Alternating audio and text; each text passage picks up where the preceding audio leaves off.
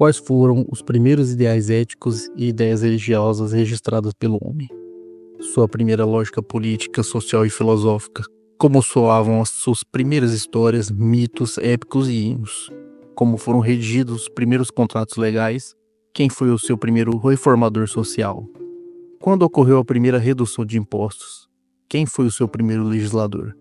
Quando se reuniu o primeiro congresso bicameral e com que finalidade?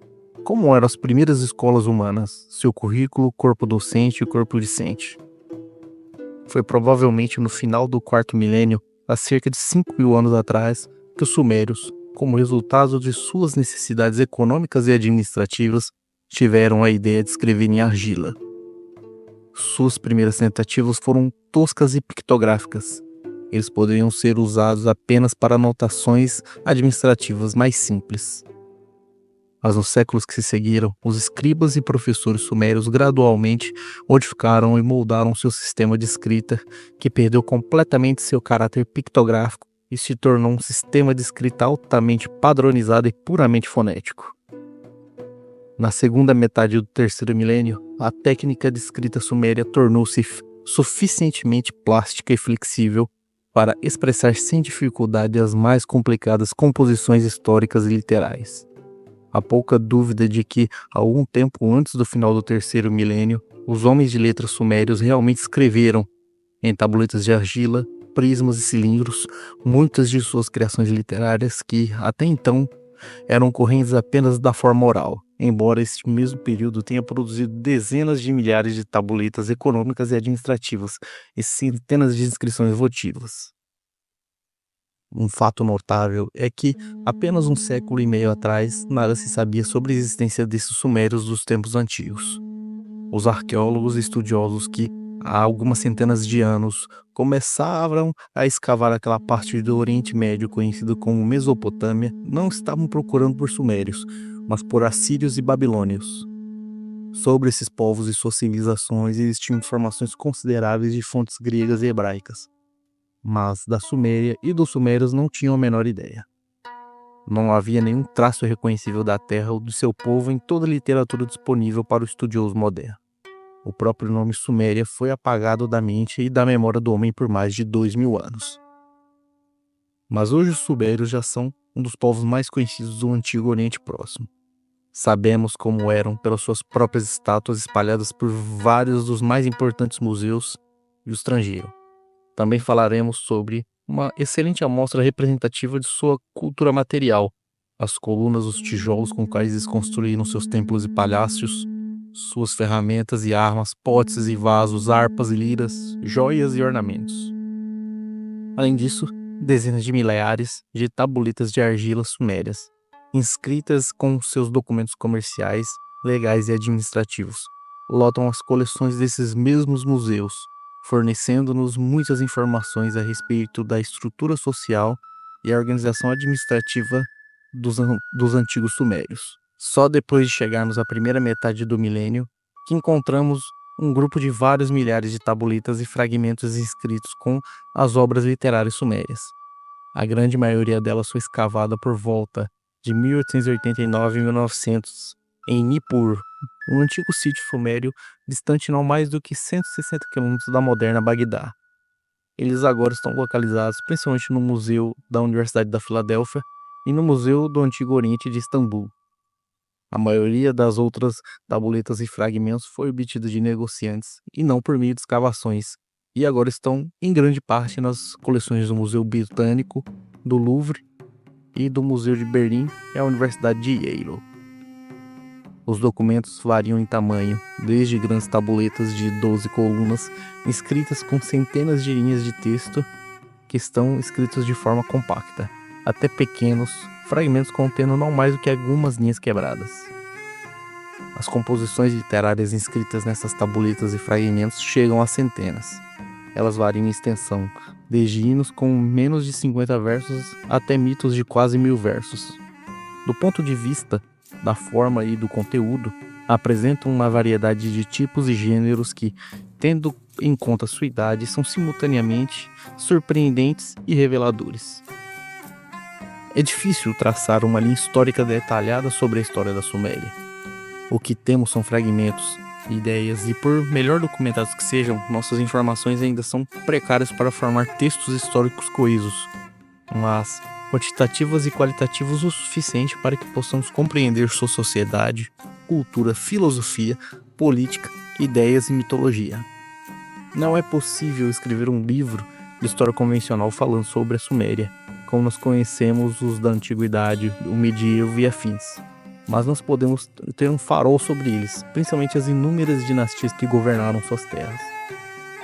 Portanto, a história dos Sumérios compreende desde o período Ubaide, que começa em 6500 a.C., até a dinastia de Sin, que se inicia em 1736.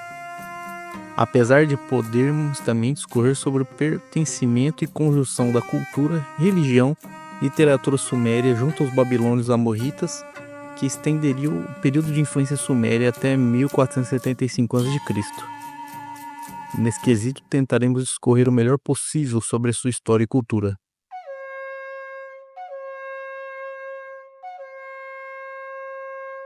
A escola suméria foi resultado direto da invenção e desenvolvimento do sistema cuneiforme de escrita, a contribuição mais significativa da Suméria para a civilização.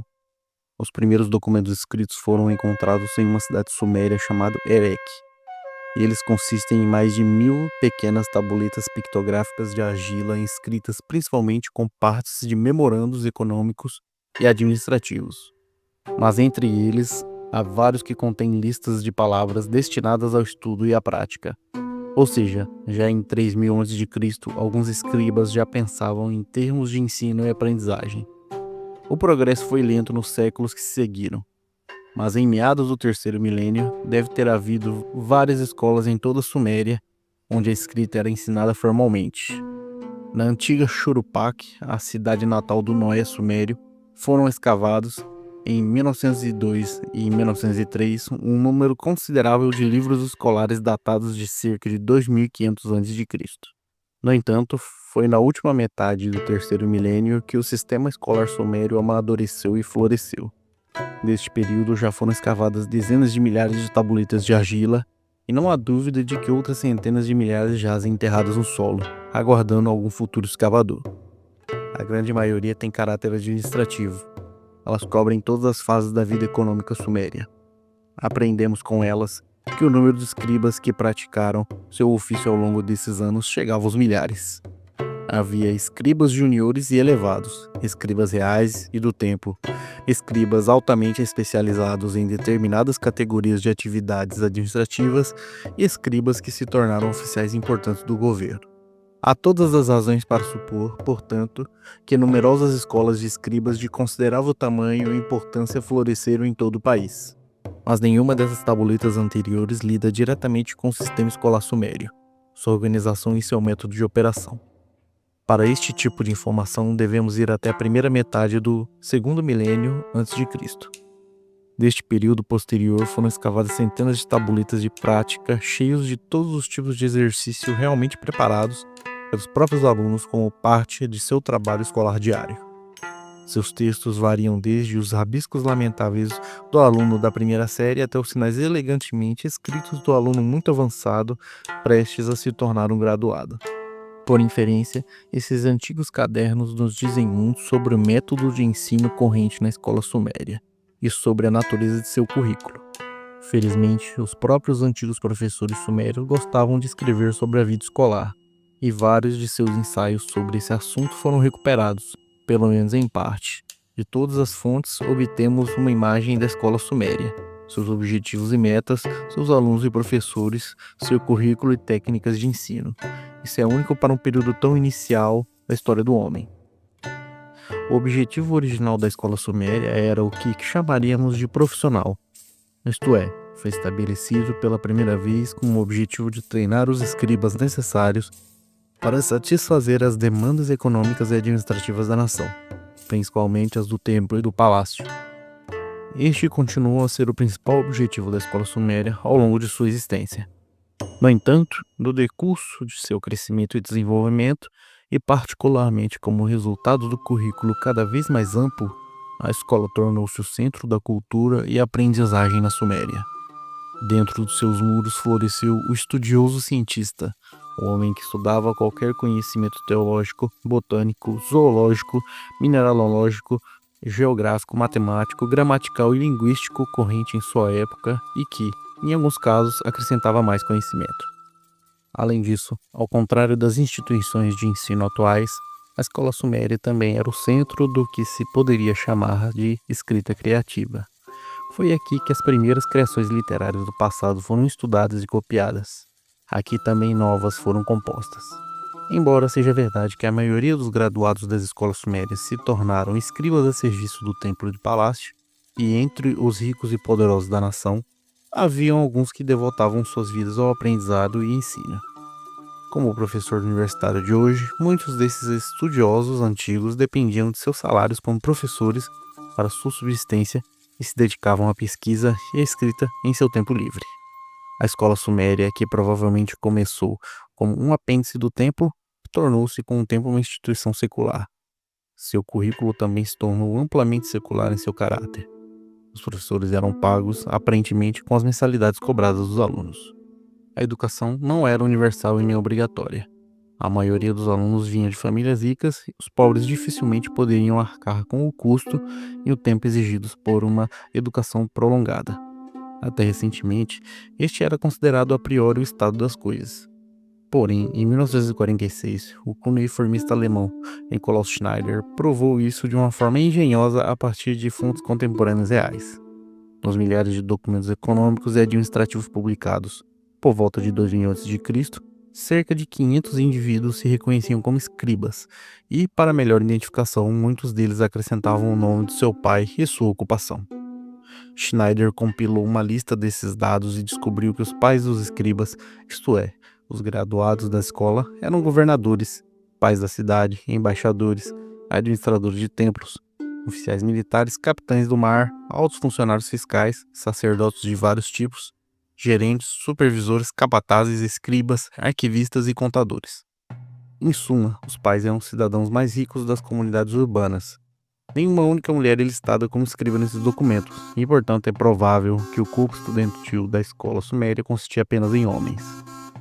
O chefe da escola suméria era conhecido como pai da escola, enquanto o aluno era chamado de filho da escola. O professor assistente era conhecido como irmão mais velho, e algumas de suas funções eram escrever as novas tabuletas para os alunos copiarem, examinar as cópias feitas pelos alunos e ouvi-los recitar seus estudos de memória. Outros membros da faculdade eram o homem encarregado do desenho e o homem encarregado do sumério. Havia também monitores encarregados da frequência e um homem encarregado do chicote, que presumivelmente era o responsável pela disciplina. Nada sabemos sobre a hierarquia relativa dos funcionários da escola, exceto que o diretor era o pai da escola. Também não sabemos nada sobre suas fontes de renda. Provavelmente eram pagos pelo pai da escola com as mensalidades que recebia.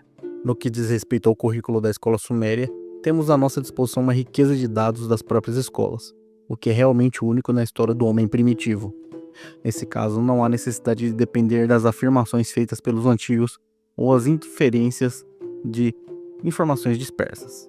Na verdade, temos o produto dos escritos dos próprios alunos, desde as primeiras tentativas do iniciante até as cópias do aluno avançado, cujo trabalho foi tão bem preparado que dificilmente poderia ser distinguido do próprio professor. É a partir desses produtos escolares que percebemos que o currículo da escola suméria consistia em dois grupos principais. O primeiro pode ser descrito como semicientífico e erudito, o segundo como literário e criativo. Ao considerar o primeiro grupo, o semicientífico, é importante ressaltar que os sujeitos não partiram do que se pode chamar de ímpeto científico, que é a busca da verdade pela verdade. Em vez disso, eles cresceram e se desenvolveram a partir do objetivo principal da escola: ensinar o escriba a escrever a língua suméria. A fim de satisfazer essa necessidade pedagógica, os professores escribas sumérios criaram um sistema de instrução que consistia principalmente na classificação linguística, isto é, eles classificavam a língua suméria em grupos de palavras e frases relacionadas e faziam os alunos memorizá-los e copiá-los até que pudessem reproduzi-los com facilidade. No terceiro milênio a.C., esses livros didáticos tornaram-se cada vez mais completos e gradualmente tornaram-se mais ou menos generalizados e padronizados para todas as escolas da Suméria. Entre eles encontramos longas listas de nomes de árvores e juncos, de todos os tipos de animais, incluindo insetos e pássaros, de países, cidades e aldeias, de minerais e pedras, e essas compilações revelam um conhecimento considerável do que pode ser chamado de conhecimento botânico, zoológico, geográfico e mineralológico. O fato que só agora começa a ser percebido pelos historiadores da ciência. No campo da linguística, o estudo da gramática suméria estava bem representado entre as tabuletas escolares. Existem inscrições com longas listas de substantivos complexos e formas verbais, indicando uma abordagem gramatical altamente sofisticada. Além disso, como resultado da conquista gradual dos sumérios pelos acádios semíticos no último quarto do terceiro milênio, os professores sumérios prepararam os dicionários mais antigos conhecidos pelo homem. Os conquistadores semitas não apenas pegaram emprestado a escrita suméria, mas também valorizaram muito as obras literárias sumérias, que estudaram e imitaram muito depois que o sumério se extinguiu como língua falada. Daí surgiu a necessidade pedagógica de dicionários, nos quais palavras e frases sumérias fossem traduzidas para a língua acadiana. Pouco se sabe ainda sobre os métodos e técnicas de ensino praticados na escola suméria. Pela manhã, ao chegar à escola, o aluno evidentemente estudava a tabuleta que havia preparado no dia anterior. Em seguida, o irmão mais velho, ou seja, um professor assistente, preparava uma nova tabuleta que o aluno passava a copiar e estudar. Tanto o irmão mais velho quanto o pai da escola provavelmente examinavam suas cópias para ver se estavam corretas. Sem dúvida, a memorização desempenhava um papel muito importante no trabalho dos alunos. Os professores e auxiliares deviam complementar com considerável material oral explicativo as listas simples, as tabelas e textos literários que o aluno copiava e estudava. Mas essas palestras, que teriam se mostrado inestimáveis para a nossa compreensão do pensamento científico, religioso e literário sumério, provavelmente nunca foram escritas e, portanto, estão perdidas para sempre. Um fato se destaca: a escola suméria não tinha nada do que chamaríamos de educação progressiva. Em matéria de disciplina, não havia como poupar o chicote. Embora os professores provavelmente encorajassem seus alunos, por meio de elogios e louvores, a fazer um bom trabalho, eles também dependiam principalmente do chicote para corrigir falhas e inadequações dos alunos. O aluno não tinha uma vida fácil. Ele frequentava a escola diariamente, do nascer ao pôr do sol. Ele devia ter algumas férias durante o ano letivo, mas sobre isso não temos informações. Ele dedicava muitos anos aos seus estudos, permanecendo na escola desde a infância até o dia em que se tornava um jovem adulto.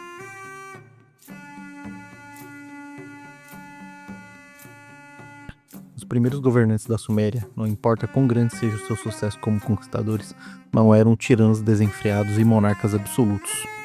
Sobre todas as questões mais importantes de Estado, particularmente aquelas envolvendo guerra e paz, eles consultavam seus concidadãos mais importantes reunidos em uma assembleia solene. Um desses congressos cruciais ocorreu bem no alvorecer da história suméria, cerca de 5.000 anos atrás, embora esteja registrado em um poema heróico composto em uma época bem posterior. O primeiro congresso político na história registrada do homem reuniu-se em uma sessão solene por volta de 3.000 a.C. Consistia, não muito diferente do nosso próprio congresso, de duas casas: um senado, ou uma assembleia de anciãos, e uma câmara baixa, uma assembleia de cidadãos armados do sexo masculino. Foi um congresso de guerra, convocado para tomar posição sobre a importante questão de guerra e paz. Teve que escolher entre o que chamaríamos de paz a qualquer preço ou guerra e independência. O Senado, com seus anciões conservadores, declarou a favor da paz a todo custo, mas sua decisão foi vetada pelo rei, e então levou o assunto à Câmara Baixa. Este órgão declarou guerra e liberdade e o rei aprovou. Em que parte do mundo se reuniu o primeiro congresso conhecido pelo homem? Não foi, como você pode supor, em algum lugar no Ocidente, na Europa ou nas assembleias da antiga Grécia Democrática ou na Roma Republicana. Nosso venerável congresso se reuniu, por mais surpreendente que possa parecer, naquela parte da Ásia, agora geralmente designada como Oriente Próximo, lar tradicional de tiranos e déspotas, uma parte do mundo onde as assembleias políticas eram consideradas praticamente desconhecidas. A Suméria, cerca de 4 a 5 mil anos atrás, vangloriava-se de possuir muitas grandes cidades centradas em prédios públicos monumentais e de renome mundial. Seus atarefados comerciantes realizavam um extenso comércio por terra e mar com os países vizinhos. Seus pensadores intelectuais mais sérios desenvolveram um sistema de pensamento religioso que foi aceito como evangelho não apenas na Suméria, mas em grande parte do antigo Oriente Próximo. Seus poetas talentosos cantavam com amor e fervor sobre seus deuses, heróis e reis.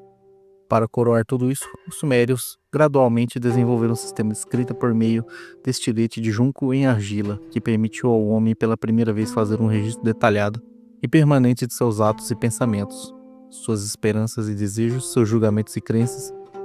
E por isso, não é surpreendente descobrir que também no campo da política os sumérios fizeram progressos importantes. Particularmente, eles deram os primeiros passos em direção ao governo democrático, restringindo o poder dos reis e reconhecendo o direito de reunião política. A situação política que provocou a convocação do mais antigo congresso registrado na história pode ser descrita da seguinte forma.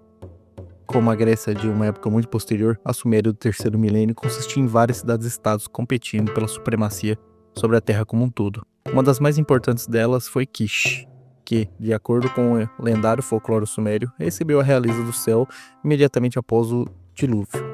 E nisso retornamos também à ideia do dilúvio sumério, que é retratado inclusive na própria epopeia de Gilgamesh. Mas com o tempo, outra cidade-estado, Erech, que ficava bem ao sul de Kish, manteve-se no jogo de poder e influência até ameaçar seriamente a supremacia de Kish na Suméria. O rei de Kish finalmente percebeu o perigo e ameaçou os erechitas com uma guerra, a menos que eles reconhecessem ele como seu senhor.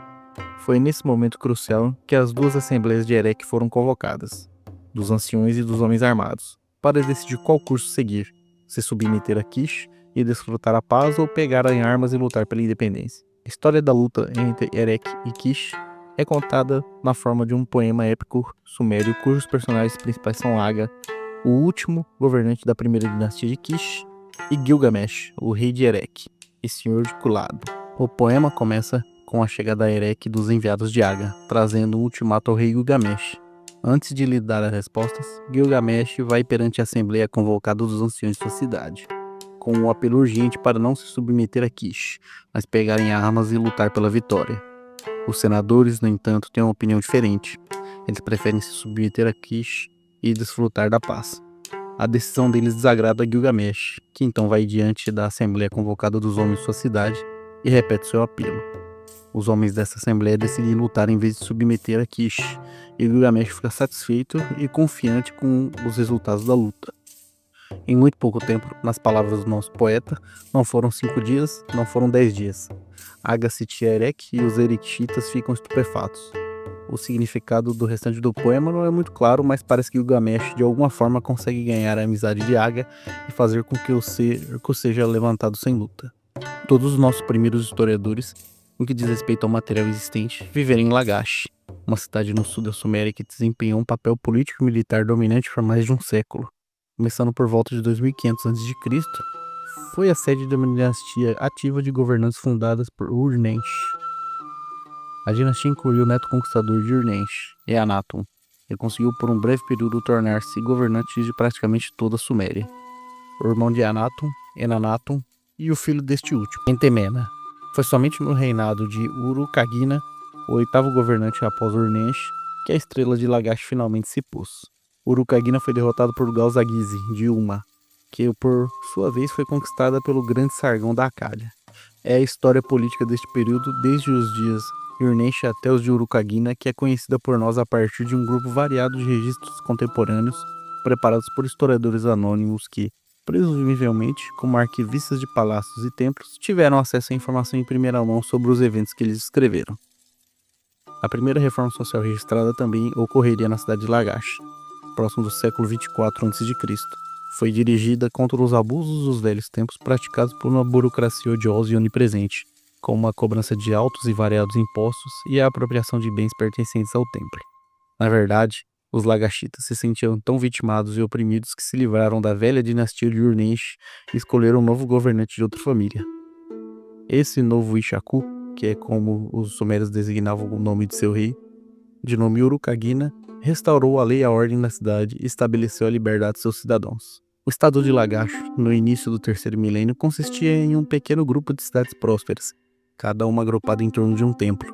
Nominalmente, a cidade de Lagash, como as outras cidades-estados sumérias, estavam sob a soberania do rei de toda a terra da Suméria.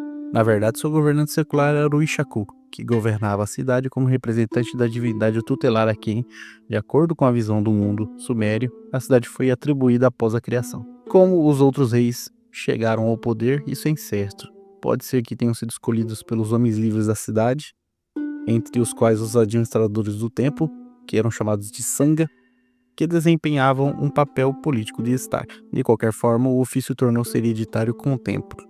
Os Ishaku mais bem-sucedidos e ambiciosos naturalmente tendiam a aumentar seu poder e riqueza às custas do templo, e às vezes isso levava a uma luta pelo poder entre o templo e o palácio. Em geral, os habitantes de Lagash eram agricultores e criadores de gado, barqueiros e pescadores, comerciantes e artesãos. Sua economia era mista, parte era controlada pelo Estado e parte livre. Em teoria, o solo pertencia ao deus da cidade e, portanto, presumivelmente ao seu templo, que o mantinha em custódia para todos os cidadãos. Na prática, embora o templo possuísse uma boa quantidade de terra, que alugava para algumas pessoas como moeiros, grande parte do solo era propriedade privada do cidadão individual. Mesmo os pobres possuíam fazendas, jardins, casas e gado. Além disso, devido ao clima quente e sem chuva de Lagash, a supervisão dos projetos de irrigação e distribuição de água, que eram essenciais para a vida e o bem-estar de toda a comunidade, tinham necessariamente de ser administrados comunitariamente. Mas, em muitos outros aspectos, a economia era relativamente livre e sem entraves. Riqueza e pobreza, sucesso ou fracasso foram, pelo menos até certo ponto, o resultado da iniciativa privada e motivação individual dos próprios cidadãos. Os artesãos mais habilidosos vendiam seus produtos artesanais no mercado livre da cidade. Comerciantes itinerantes mantinham um comércio próspero com os estados vizinhos por terra e mar. E é provável que alguns desses mercadores fossem indivíduos independentes e não representantes do templo. Os cidadãos de Lagash estavam conscientes de seus direitos civis e desconfiados de qualquer ação do governo destinadas a restringir sua liberdade econômica e pessoal. Eles estimavam como uma herança essencial ao seu modo de vida. Foi essa liberdade que os cidadãos de Lagash viriam a perder, de acordo com um antigo documento de reforma, nos dias anteriores do reinado de Urukagina, que ele próprio restaurou quando chegou ao poder. Dos eventos que levaram ao estado das coisas sem lei e opressivo, não há nenhuma indicação no documento, mas podemos supor que foi o resultado direto das forças políticas e econômicas desencadeadas pelo desejo de poder que caracterizou a dinastia dominante fundada por Urnesh por volta de 2500 a.C. Inflados com ambições grandiosas para si mesmas e seu estado, alguns desses governantes recorreram a guerras imperialistas e conquistas sangrentas. Em alguns casos tiveram considerável sucesso e, por um breve período, um deles realmente estendeu o domínio de Lagash sobre a Suméria como um todo, e até mesmo sobre vários estados vizinhos. As vitórias anteriores provaram ser efêmeras, entretanto, e em menos de um século Lagash foi reduzido às suas fronteiras anteriores e ao seu antigo status. Quando Urukagina chegou ao poder, Lagash estava tão enfraquecida que era uma presa fácil para o inimigo implacável ao norte, a cidade-estado de Uma. Foi durante essas guerras cruéis e suas trágicas consequências que os cidadãos de Lagash se viram privados de sua liberdade política e econômica. A fim de formar exércitos e fornecer-lhes recursos e equipamentos, os governantes acharam necessário violar os direitos pessoais do cidadão, tributar sua riqueza e propriedade até o limite e se apropriar de propriedades pertencentes ao templo. Sob o impacto da guerra, esses governantes encontraram pouca oposição. Uma vez que os controles locais estavam nas mãos do círculo palaciano, seus membros não estavam dispostos a abandoná-los, mesmo em tempos de paz, pois os controles provaram ser altamente lucrativos. De fato, nossos antigos burocratas criaram uma variedade de fontes de receita e renda, taxas e impostos, que poderiam muito bem causar inveja a seus equivalentes modernos. Para ter uma ideia de como funcionava especificamente a questão das taxas e como os cidadãos eram taxados nas antigas cidades, por exemplo, como em Lagash, nós podemos ter uma ideia a partir de documentos. Quando um cidadão de Lagash, por exemplo, trazia uma ovelha de lã ao palácio para Tosquia, ele pagava 5 shekels se a lã fosse branca. Se um homem se divorciasse de sua esposa, o rei recebia 5 shekels e seu vizir recebia 1 shekel. Lembrando que shekel é o nome da moeda que os sumérios usavam. Se um perfumista fizesse uma preparação de óleo, o Ishaku, no caso o rei, recebia 5 shekels e o vizir recebia 1 shekel e o administrador do palácio recebia outro. Quanto ao templo e sua propriedade, o rei a assumiu como seu. Mesmo a morte não trazia isenção de taxas e impostos. Quando o homem morto era levado ao cemitério para ser enterrado, vários funcionários e parasitas faziam questão de estar disponíveis para aliviar a família enlutada por quantidades de cevada, pão e cerveja e vários móveis. De um extremo ao outro do estado, o historiador observaria com amargura. Lá estavam os cobradores de impostos. Não é de se admirar que o palácio engordasse e prosperasse.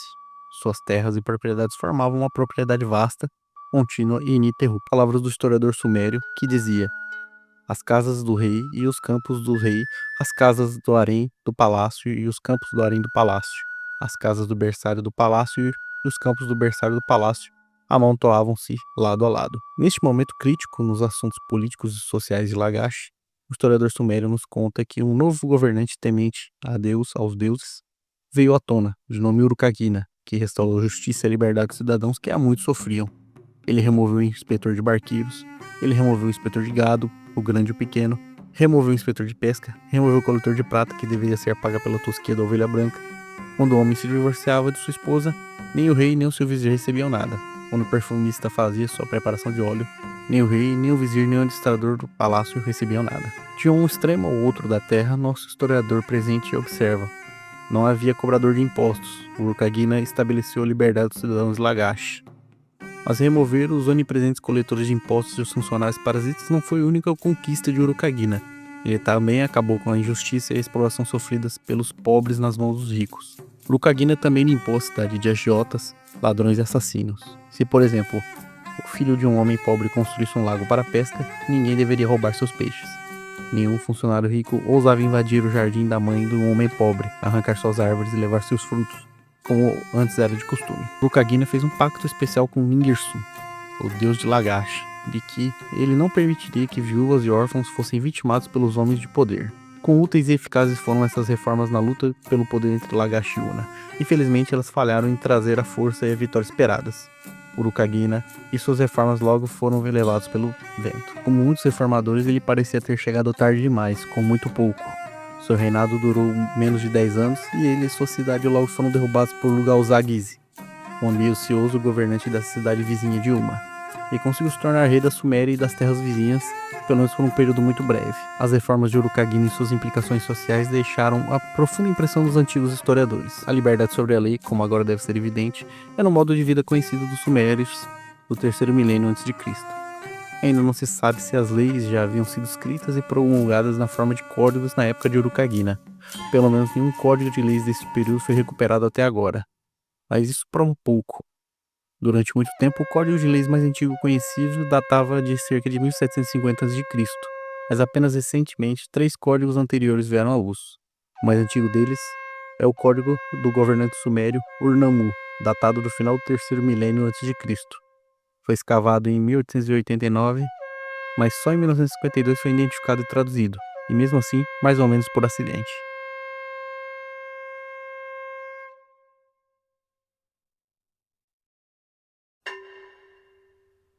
Depois que o mundo foi criado, e depois que o destino da terra da Suméria e da cidade de Ur, a Ur dos Caldeus, foi decidido, Ran e Elil, as duas principais divindades do panteão sumério, nomearam o deus Lua Nana como rei de Ur. Um dia, Ur-Nammu foi escolhido pelo deus, como seu representante terreno, para governar a Suméria e Ur. Os primeiros atos do novo rei tiveram a ver com a segurança política e militar de Ur e da Suméria. Em especial, ele achou necessário lutar contra a cidade-estado fronteiriça de Lagash, que estava se expandindo aos custos de Ur. Ele derrotou e matou seu governante, Nanhani. Então, com o poder de Nana, o rei da cidade, ele restabeleceu as antigas fronteiras de Ur. Para ele, agora havia chegado a hora de se voltar para os assuntos internos e instituir reformas sociais e morais. Ele removeu os cinzeladores e os desonestos, ou como o próprio código descreve, os agarradores dos bois, ovelhas e burros dos cidadãos. Ele então estabeleceu e regulamentou pesos e medidas honestos e imutáveis. Cuidou também para que o órfão não fosse vítima dos ricos, a viúva não fosse vítima dos poderosos, o homem de um shekel não fosse vítima do homem de uma mina. Embora a passagem mais importante da tabuleta que foi usada como referência para entender essas leis esteja destruída, foi sem dúvida para garantir a justiça na terra e promover o bem-estar de seus cidadãos que ele promulgou essas leis que se seguir. Lei e justiça eram conceitos-chave na antiga Suméria, tanto na teoria quanto na prática, e a vida social e econômica suméria era permeada por elas. No século XIX, os arqueólogos descobriram milhares de tabuletas de argila inscritas com todos os tipos de documentos legais sumérios, que iam desde contratos, escrituras, testamentos, notas promissórias, recibos e decisões justiciais. Na antiga Suméria, o aluno avançado dedicava muito de seu tempo escolar ao campo do direito e praticava constantemente a escrita da terminologia jurídica altamente especializada, bem como dos códigos de leis e das decisões judiciais que haviam assumido a força de precedentes legais. O texto completo de uma dessas decisões judiciais tornou-se disponível em 1950. E nesse documento, ele registra o que pode ser chamado de O caso da esposa silenciosa. Nesse texto, um homicídio havia sido cometido na terra de Suméria em cerca de 1850 a.C. 3 homens, um barbeiro, um jardineiro e outro cuja ocupação não é conhecida, mataram um oficial do templo chamado Luinana. Os assassinos, por algum motivo não declarado, informaram a esposa da vítima, Nindada, que seu marido havia sido morto. Curiosamente, ela manteve o segredo e não notificou as autoridades. Mas o braço da lei era longo e firme, mesmo naquela época, pelo menos no estado altamente civilizado da Suméria. O crime foi levado ao conhecimento do rei Ur-Ninurta em sua capital Isin, e ele entregou o caso para o julgamento da Assembleia dos Anciões de Nippur, que atuou como um tribunal de justiça. Nessa assembleia, 9 homens se levantaram para processar os acusados. Eles argumentaram que não apenas os 3 assassinos reais, mas também a esposa deveriam ser executados, presumivelmente porque ela permanecia em silêncio após saber do crime e, portanto, poderia ser considerada cúmplice após o fato. 2 homens da Assembleia então falaram em defesa da mulher. Eles alegaram que a mulher não havia participado do assassinato de seu marido e que, portanto, não deveria ser punida. Os membros da Assembleia concordaram com a defesa. Eles argumentaram que a mulher não tinha razão em permanecer em silêncio, pois parecia que seu marido não a sustentava. O veredito concluiu com a declaração de que a punição daqueles que realmente mataram deveria ser suficiente. Assim, apenas os 3 homens foram condenados pela Assembleia de Nippur a serem executados. O registro de julgamento de homicídio foi encontrado inscrito na língua suméria em uma tabuleta de argila que foi desenterrada em 1950 por uma expedição conjunta do Instituto Oriental da Universidade de Chicago e do Museu da Universidade da Pensilvânia. O fato de terem sido encontradas 2 cópias do mesmo registro mostra que a decisão da Assembleia de Nippur, no caso da esposa silenciosa, foi celebrada nos círculos jurídicos da Suméria, como um precedente memorável, não muito diferente de uma decisão da própria Suprema Corte moderna. A tradução foi enviada ao falecido Owen J. Roberts, que era reitor da Universidade de Direito da Universidade da Pensilvânia e que havia sido um juiz associado da Suprema Corte dos Estados Unidos de 1930 a 1945, para que ele desse sua opinião. Sua resposta foi de grande interesse, pois neste caso legal, os juízes modernos teriam concordado com os juízes sumérios de outrora, e o veredito teria sido o mesmo. Para citar o juiz Robert, nós dizemos: a esposa não teria sido culpada como cúmplice após o fato sob a nossa lei. Um cúmplice após o fato não deve apenas saber que o crime foi cometido, mas também receber, aliviar, confortar ou ajudar o criminoso. Esse, inclusive, seria o mesmo entendimento da lei brasileira.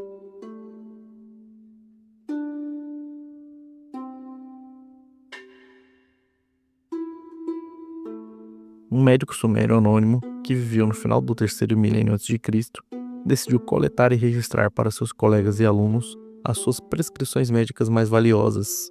Ele preparou uma tabuleta de argila úmida e, com um estilete de junco, escreveu, na escrita cuneiforme de sua época, mais de uma dúzia de seus remédios favoritos. Este documento de argila, que é o mais antigo manual médico conhecido pelo homem, ficaria enterrado nas vindas de Nippur por mais de 4.000 anos, até ser escavado por uma expedição americana e levado ao Museu da Universidade da Filadélfia. O médico sumério, como nós aprendemos neste antigo documento, valia-se, igual ao seu equivalente moderno, das fontes botânicas, zoológica e mineralógica para seus medicamentos. Seus minerais favoritos eram o cloreto de sódio, que é o sal, o nitrato de potássio e o salitre. Do rei do animal usava leite, pele de cobra e carapaça de tartaruga. Mas a maioria de seus medicamentos vinha do mundo botânico, de plantas como cássia, murta, aça fétida e tomilho, e de árvores como salgueiro, pereira, ábeto, figueira e tamareira. Esses ingredientes eram preparados a partir da semente, raiz, galho, casca ou goma, e devem ter sido armazenados, como hoje, tanto na forma sólida como de pó. Os remédios prescritos por este médico eram tanto ungüentos e filtrados para serem aplicados externamente, quanto líquidos para serem ingeridos. As instruções usuais para a composição de ungüentos era pulverizar um ou mais ingredientes, impregnar o pó com o vinho cuchuma e espalhar tanto o óleo vegetal comum quanto o óleo de cedro sobre a mistura. Para uma receita em que a argila do rio pulverizada era um dos ingredientes, o pó deveria ser amassado em água e mel, e o óleo do mar, em vez de óleo vegetal, deveria ser espalhado sobre a mistura. As prescrições dos filtrados eram mais complicadas e eram acompanhadas de orientações de tratamento. 3 das prescrições, e o texto sumério é razoavelmente certo nisso, faziam uso do processo de decocção. Decocção é um método de extração de compostos de plantas, especialmente as partes mais duras, como raízes, cascas e caules, e que geralmente envolve ferver a planta na água. Certamente era utilizado como uma técnica para preparar chás e outros produtos medicinais. Para extrair os princípios procurados, os ingredientes eram fervidos em água adicionada a álcalis e sais, provavelmente para obter um maior rendimento do extrato total. Para separar os materiais orgânicos, a solução aquosa era sem dúvida submetida à filtração, embora isso não seja explicitamente declarado em nenhuma das prescrições. A ferida era então aquecida com o filtrado, seja por aspersão ou lavagem, e em seguida o óleo era esfregado sobre ele e, após isso, um ou mais ingredientes adicionados eram acrescentados. Quanto aos remédios que deveriam ser bebidos, a cerveja geralmente era o veículo escolhido para torná-los palatáveis ao paciente. Os vários ingredientes eram moídos em pó e dissolvidos em cerveja para o doente beber. Em um caso, no entanto, onde o leite bem como a cerveja eram usados para infusão, um óleo do rio não identificado era o veículo utilizado. A partir dessa tabuleta solitária, o único texto médico recuperado do terceiro milênio, fica claro que a farmacologia suméria havia feito progressos consideráveis. A tabuleta revela, embora diretamente, um amplo conhecimento de um grande número de operações e procedimentos químicos elaborados. Por exemplo, em várias das prescrições, as instruções eram para purificar os ingredientes antes de uma pulverização, uma etapa que deve ter exigido várias operações químicas. Como outro exemplo, o álcali pulverizado usado como ingrediente em uma das prescrições é provavelmente a cinza alcalina produzida pela queima de uma das variedades da planta, que é muito provavelmente a Salicornia fruticosa, que são ricas em soda. A soda obtida dessa maneira era usada no século VII a.C. e na Idade Média foi usada para a fabricação de vidro. Quimicamente falando, é interessante que as duas prescrições da nossa tabuleta que previam o álcali utilizassem junto com substâncias que contêm grande quantidade de gordura natural, produzindo assim um sabão para aplicação externa. Outra substância prescrita por nosso médico sumério que só poderia ser obtida com algum conhecimento químico é o nitrato de potássio, ou salitre. A julgar pelos tempos assírios muito posteriores, é provável que os sumérios inspecionassem os drenos de superfície nos quais fluíam produtos residuais nitrogenados, como urina, e removiam para purificação qualquer formação cristalina que fosse encontrada. Apesar de demonstrar um grande valor no uso químico, em outro aspecto, o nosso texto antigo ele é um pouco decepcionante. Ele não menciona as doenças para as quais os remédios foram destinados, e nisso não pode-se verificar o seu valor terapêutico. Os remédios provavelmente eram de pouco valor, já que o médico sumério parece não ter feito uso de experimentos e verificações. A seleção de muitas das drogas, sem dúvida, refletia a confiança de longa data dos antigos nas propriedades odoríferas das plantas. Algumas das prescrições tinham seus pontos positivos. Por exemplo, a fabricação de um detergente era valiosa, e substâncias como sal e salitre eram eficazes. O primeiro como antisséptico e o segundo como adstringente. Já o manual do agricultor sumério começa com a frase: antigamente um agricultor dava estas instruções a seu filho. As instruções a seguir referem-se às tarefas e trabalhos mais importantes que um agricultor deve realizar para garantir uma colheita bem-sucedida. Como a irrigação era essencial para o solo ressecado da Suméria, as instruções começavam com conselhos sobre os trabalhos de irrigação. Devia-se tomar cuidado para que a água não subisse muito no campo. Quando a água baixasse, o solo úmido devia ser cuidadosamente vigiado para não ser pisoteado por bois ou vagabundos. O campo devia então ser limpo de ervas daninhas e palha, e então cercado. Em seguida, o agricultor era aconselhado a fazer com que a sua família e ajudantes contratados preparassem com antecedência todas as ferramentas, implementos, cestos e recipientes necessários. Ele devia garantir que houvesse um boi extra para o arado. Antes de começar a arar, ele devia ter o solo quebrado 2 vezes pela picareta e 1 vez pela enxada. Sempre que necessário, um martelo devia ser usado para quebrar os torrões. Ele era aconselhado a ficar lado a lado dos seus trabalhadores e cuidar para que não se esquivassem do seu trabalho. O trabalho de arar e semear era feito simultaneamente por meio de uma semeadora, ou seja, um arado com um implemento que levava a semente de um recipiente por um funil estreito até o sulco. O fazendeiro era instruído a arar 8 sulcos em cada faixa de aproximadamente 6 metros. Era orientado para fazer com que a semente fosse colocada de uma profundidade uniforme. Nas palavras do manual, fique de olho no homem que põe a semente de cevada, para que ele faça a semente cair 2 dedos uniformemente. Se a semente não conseguisse penetrar na terra adequadamente, ele deveria tocar a relha, a língua do arado. Havia vários tipos de sulco, de acordo com o redator do manual. É aconselhável em particular: onde você arou sulcos retos, lavre. Sulcos diagonais. Onde você lavrou os sulcos diagonais, lavre agora os sulcos retos. Após a semeadura, os sulcos deveriam ser limpos de torrões para que a germinação da cevada não fosse impedida. O manual também orienta que o agricultor deveria fazer uma oração a Ninquilim, a deusa dos ratos do campo e pragas, logo no dia em que a semente brotasse do solo, para que eles não prejudicassem o grão em crescimento e ela também afugentasse os pássaros. Quando a cevada crescesse o suficiente para encher o fundo estreito dos sulcos, ele deveria regá-la, e quando estivesse densa o suficiente para cobrir o campo com um tapete no meio de um barco, ele deveria regá-la uma segunda vez. Se ele então notasse um avermelhado no grão úmido, era a doença terrível de Samana, que estava colocando em risco as colheitas. Se a plantação mostrasse melhora, ele deveria regá-la uma quarta vez, e assim obter um rendimento extra de 10%. Quando chegasse a hora da colheita, o agricultor não deveria esperar até que a cevada dobrasse sob seu próprio peso, mas deveria cortá-la no dia de sua forca, isto é, no momento certo. 3 homens trabalhavam em equipe na plantação, um ceifador, um amarrador e um terceiro cujas funções não são claras.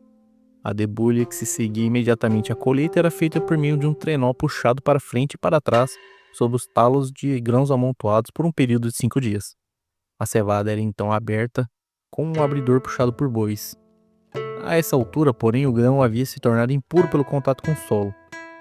Portanto, após uma oração apropriada, o grão era separado do joio com forcados, colocado em varas e assim liberado da sujeira e poeira.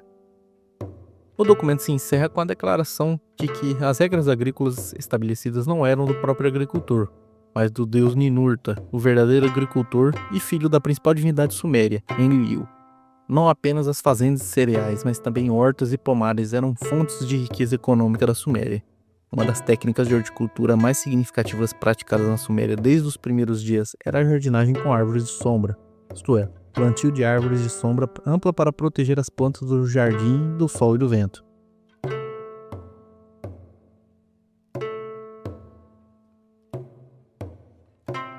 Os sumérios falharam em desenvolver uma filosofia sistemática no sentido aceito da palavra. Nunca lhes ocorreu levantar questões sobre a natureza fundamental da realidade e do conhecimento, e, portanto, não desenvolveram praticamente nada correspondente à subdivisão filosófica que é comumente conhecida hoje como epistemologia.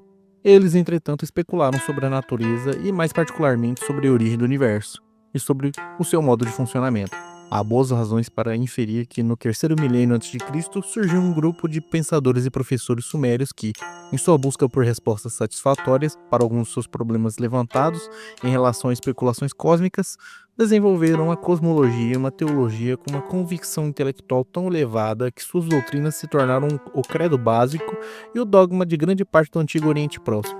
Essas ideias cosmológicas e especulações teológicas não são explicitamente formadas em nenhum lugar em termos filosóficos e declarações temáticas.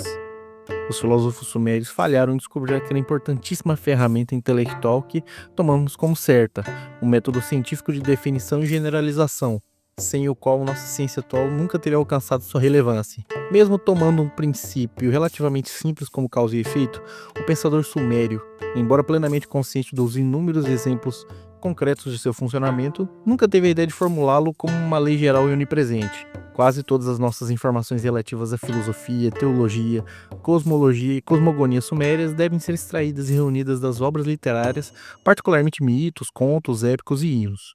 Quais eram alguns dos dados científicos à sua disposição, que sustentavam suas suposições e levavam a reduzir suas especulações filosóficas em certezas teológicas? Aos olhos dos mestres e sábios sumérios, os principais componentes do universo eram o céu e a terra. De fato, seu termo para o universo era Anki, uma palavra composta que significa céu-terra. A terra, pensavam eles, era um disco achatado. O céu, um espaço oco fechado, em cima e embaixo por uma superfície sólida em forma de abóbada. Ainda é incerto o que se pensava ser esse sólido celestial, a julgar pelo fato de que o termo sumério para estanho, metal do céu, pode indicar ser feito deste metal. Entre o céu e a terra, reconheceram a substância que chamavam de liu, palavra cujo significado próximo é vento, que seria ar, sopro, espírito.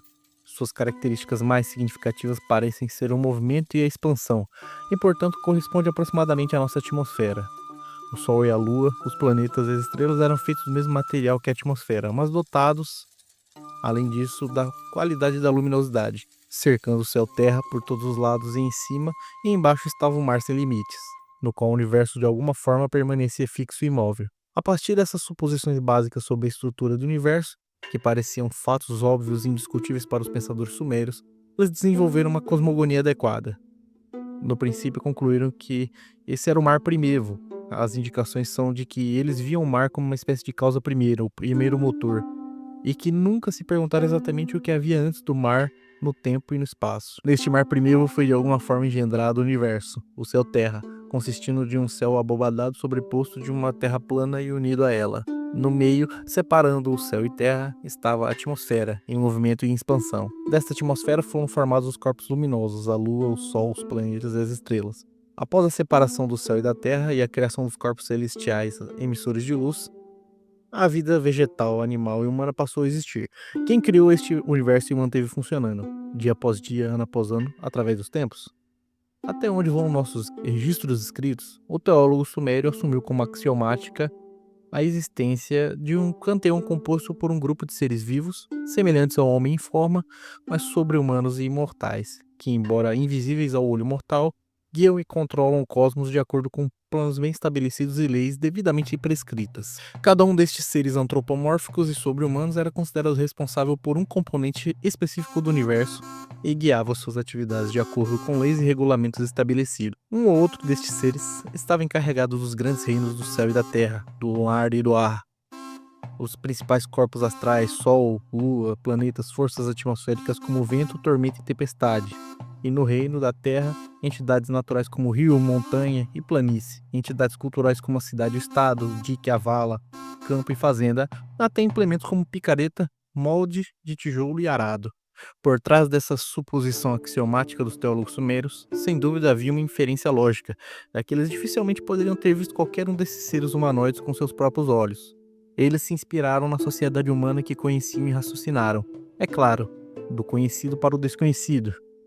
Eles observaram que terras e cidades, palácios e templos, campos e fazendas, em suma todas as instituições e empreendimentos imagináveis, são cuidados e supervisionados, guiados e controlados por seres humanos vivos, sem os quais terras e cidades se tornariam desoladas, templos e palácios desmoronam, campos e fazendas se transformam em deserto e selva. Certamente, portanto, o cosmos e todos os seus múltiplos fenômenos também devem ser cuidados e supervisionados, guiados, controlados por seres vivos em forma humana. Mas sendo o cosmos muito maior do que a soma total das habitações humanas e sua organização muito mais complexa, esses seres vivos devem obviamente ser muito mais fortes e muito mais eficazes que os seres humanos comuns. Acima de tudo, eles deveriam ser imortais. Caso contrário, o cosmos se voltaria para o caos após a sua morte e o mundo chegaria ao fim. Alternativas que, por razões óbvias, não se recomendavam ao metafísico sumério. Foi cada um desses seres invisíveis antropomórficos, mas sobre-humanos e imortais, que o sumério designou a sua palavra Dingir, que traduzimos para a palavra Deus. Como esse panteão funcionava? Em primeiro lugar, pareceu razoável para os sumérios supor que os deuses que constituíam o panteão não eram todos da mesma importância ou posição. Dificilmente se poderia esperar que um deus encarregado da picareta ou do molde de tijolos se comparasse ao deus encarregado do sol. Tampouco se poderia esperar que o deus encarregado dos diques e das valas fosse igual em hierarquia ao deus encarregado da terra como um todo. E em analogia com a organização política do Estado humano, era natural supor que, à frente do panteão, estava um deus reconhecido por todos os outros como rei e governante.